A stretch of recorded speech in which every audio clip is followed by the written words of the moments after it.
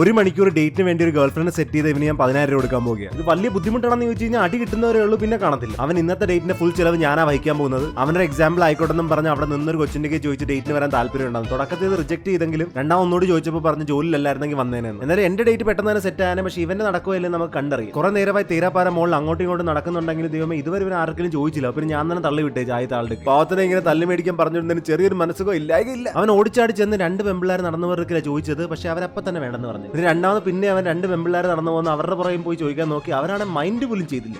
ഇവൻ പിന്നെ മൂന്നാമതൊരു 5 പേരുള്ള ഗ്രൂപ്പിനെ കൺവിൻസ് ചെയ്യാൻ നോക്കുന്നു. ഗ്രൂപ്പ് ആകുമ്പോൾ ഫുൾ ആൾക്കാരെ കൺവിൻസ് ചെയ്യേണ്ടി വരും ഒരാളെ കിട്ടാൻ, അല്ലെങ്കിൽ ബാക്കിയുള്ള സമ്മതിക്കത്തില്ല. അത് റിജക്റ്റ് ആയി കിട്ടിയപ്പോൾ എനിക്കൊരു ആശ്വാസമായിരുന്നു. റിജക്ഷൻ മാത്രമേ ഉള്ളല്ലോ ഒന്ന്. ഇവനിങ്ങനെ തൊരതര ആൾക്കാർക്ക് ചോദിക്കുന്നുണ്ടെങ്കിൽ പോലും ഒന്നും സെറ്റ് ആകത്തില്ലെന്നാണ് എനിക്ക് തോന്നി വന്ന അവസാനം. ആ സമയത്താണ് ഇവന്റെ ഈ കൊച്ചിനെ പോയി ചോദിച്ചത്. ഇതെന്താണെന്ന് അറിയത്തില്ല ദൈവമേ, എങ്ങനെ സെറ്റ് ആയെന്ന് മാത്രം ഇപ്പോഴും എനിക്കൊരു മിന്നായം പോലെയാണ്. അവൻ എങ്ങനെയൊക്കെ കൺവിൻസ് ചെയ്തെടുത്താ കൊച്ചിന്. ഇതെല്ലാം ഒരു പൊക്കത്തിരിക്കുന്ന ഒരാൾ കാണുന്നുണ്ടായിരുന്നു, വേറെ ആരുമല്ല ഞാൻ തന്നെ. എനിക്കൊട്ടും വിശ്വാസം പോയില്ല. എന്തായാലും ഇവർ രണ്ടുപേരും ചെലവ് ഞാനാണ് വഹിക്കേണ്ടത്. അപ്പോഴാണ് ഈ കൊച്ചു പറയുന്നത് അവൾക്കൊരു കൂട്ടുകാരും കൂടിയുണ്ട്, ആ കൊച്ചിനെ കൂടി സെറ്റാക്കി തരാം. ഒരു പെൺകൊച്ചിനെ പോലും ഡേറ്റിന് വളരെ കഷ്ടിച്ച് കിട്ടിയവനാണ് ഒറ്റയടിക്ക് ഇപ്പോൾ 2 പെൺകൊച്ച് സെറ്റായത്.